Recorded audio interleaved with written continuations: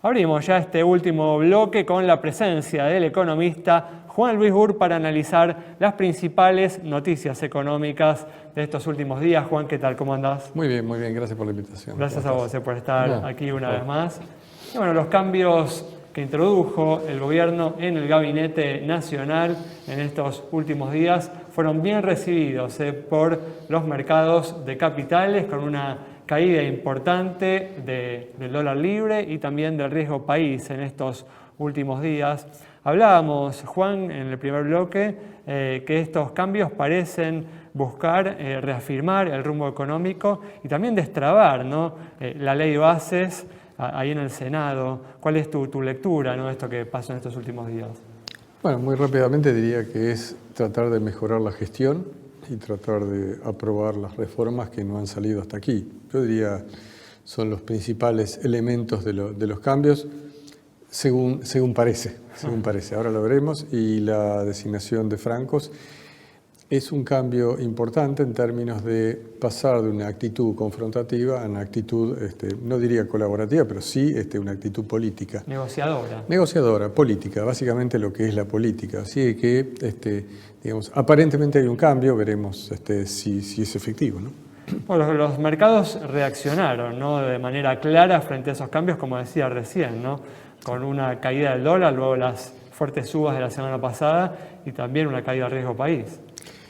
Sí, todos esos movimientos hay que tener en cuenta que son movimientos temporarios, transitorios. Sí, en muchos casos especulativos, digamos, también, ¿no? Es una apuesta básicamente, son arbitrajes que se hacen. Digamos, lo que hay que ver son, lo que decía el general, las efectividades conducentes. O sea, vos tenés que ver si efectivamente se logra avanzar en alguna de las cosas de las reformas. Y si hay lo que está faltando, a mi modo de ver, una mirada más clara acerca de cuál es yo diría, la fase 2 del programa económico, porque hay una fase 1 que es el programa de estabilización con motosierra y con licuadora. Sí. Pero la licuadora se termina finalmente, la motosierra lleva mucho tiempo, entonces vos necesitas hacer reformas en serio. Ya no es cuestión de que yo le cuente a la gente lo que voy a hacer o digamos, anticiparle cosas que son ideas un tanto extravagantes, voy a dolarizar mañana, etc. Ahora tengo que contar cuál es mi programa, pero un programa que sea sostenible en el tiempo. Eso requiere política fiscal que sea sostenible, política monetaria. La pregunta es, ¿tenemos política monetaria? Digamos, yo tengo mis dudas. Entonces, política fiscal, política monetaria, y de esa forma bajar la incertidumbre. El riesgo bajó, pero seguimos estando entre los 4 países con mayor riesgo de Latinoamérica, digamos, si dejamos alguno más. Pero, digamos, ¿eso por qué? Bueno, porque todavía tenemos dudas sobre la transición, ¿no?, hacia el equilibrio. Bueno, algunas cosas que planteás están, ¿no?, de alguna manera negociándose hoy en el Senado, ¿no?, con el tema de la ley de bases y el paquete fiscal. ¿Crees que sirve cualquier proyecto, no? Porque la verdad que la intención original del gobierno se ha diluido bastante, ¿no?, en estas negociaciones para obtener el dictamen en el Senado. Sirve, por supuesto, avanzar en alguna ley que dé un marco, digamos, aunque ese marco sea muy estrecho respecto de lo que se planteó en diciembre, enero, digamos, es mucho más estrecho. Digamos, el sector privado confiaba en tener reformas probablemente agresivas. Ha habido agresividad en el trato, pero no en el fondo de la cuestión, digamos. Yo creo que sirve, sin duda, la aprobación. No, cuidado, una cosa es la aprobación en general, luego tenemos que ver la aprobación artículo por artículo, digamos, y esto es lo esencial. Es importante que los legisladores sepan que la Argentina sigue siendo un país que requiere esas reformas.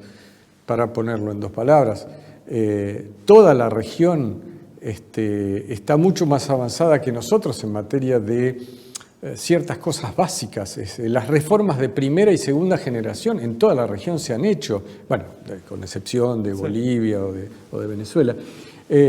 nosotros tenemos que empezar con las reformas de primera generación que consisten en ver si podemos tener una tasa de inflación que no sea mucho más de 10% o 20% anual. Vamos por 200 y pico, casi 300, todavía tenemos una ruta para recorrer, pero eso es la primera cuestión. Después tenemos que avanzar en todo lo demás, la micro. Yo creo que muchos diputados y senadores todavía no entienden bien lo que es, bueno, no sé si hicieron un curso de Economía 1, digamos, básicamente. Sí, a veces parece no entender la gravedad, ¿no?, del momento económico de la Argentina. Digamos, esto no tira para siempre, esto no es la vaca lechera que da para siempre, ¿no? Al mismo tiempo, no, bueno, justamente mencionás, ¿no?, la problemática de la inflación, y el gobierno viene logrando, ¿no?, avances importantes, ¿no?, con una desaceleración que, bueno, de acuerdo a las consultoras podría llegar, ¿no?, al 5% mensual o por debajo de esa cifra ahora en el mes de mayo, ¿no?, que está terminando. Tus preocupaciones tienen que ver con la sostenibilidad de esto, me imagino, ¿no? Sí, el resultado es impresionante si vos ves, porque tenías 25, sí. Y si vos mirás inclusive antes de diciembre, o sea, la gestión anterior había terminado con tasas de inflación del 12%, 12-13% mensual. Los números de mayo indican que podríamos estar debajo de 5%. Nosotros en la Ciudad de Buenos Aires estamos midiendo 4,6, 4,7, para que tengas una idea. Sí. Digamos, la pregunta es si te estabilizás en 4,5 o tenés alguna posibilidad de bajar. Para bajar de ese número, vos tenés que ser muy cuidadoso. Tenés que hacer, por un lado, una política fiscal todavía muy restrictiva. Obviamente esa política fiscal requiere que vos aumentes tarifas, pero claro, cuando aumentás la tarifa le pegás a la inflación, eso tiene un trade-off, lo que decimos. O sea, no, justamente este 4,6% que se está logrando es producto en parte de haberse pospuesto, que no tenés ajuste de tarifa. Cuidado que junio te puede dar una pequeña sorpresa que la inflación vuelva a 5, un poquito más de 5. ¿Por qué? Porque ya tenés el aumento de los combustibles, ya tenés el aumento de ciertas tarifas, N2, N3, en energía. Lo que quiero decir es, tenés que hacer muchas cosas para que la tasa del 5, que es un éxito total respecto de los números anteriores, fantástico como éxito, vayas a números de 3 o 2%. Eso requiere un esfuerzo enorme. Y cuando digo enorme, se lo estoy diciendo para que se den cuenta que eso requiere política fiscal, tener claras, avanzar en las reformas, porque si no avanzas en las reformas no vas a poder hacer la estabilización permanente, ¿no? Y todo sin hablar de la apertura de la caja de Pandora, que es el cepo cambiario, ¿no, Juan? El cepo es un tema que está dando vuelta como si vos lo pudieras desarmar de un día para el otro. Me parece que no han hecho bien las cuentas. No me refiero al gobierno, sino a mucha gente que habla del cepo, porque es cierto que vos estás bajando la emisión por el lado fiscal. En la parte de los pasivos monetarios del Banco Central los estás eliminando. Tenemos que redondear que nos estamos quedando sin tiempo. No, tenés muchas cosas, pero digamos, tenés dificultades para eliminar el cepo rápidamente. Yo diría que tenemos cepo por un tiempito. Muy bien, muchas gracias, Juan. Gracias a vos. Cerramos entonces el programa de hoy con el detallado análisis del economista Juan Luis Burr sobre la compleja situación de la economía argentina y las dificultades que tenemos por delante para resolver los problemas que existen. Nos reencontramos el próximo miércoles a las 20:30 aquí en Metro.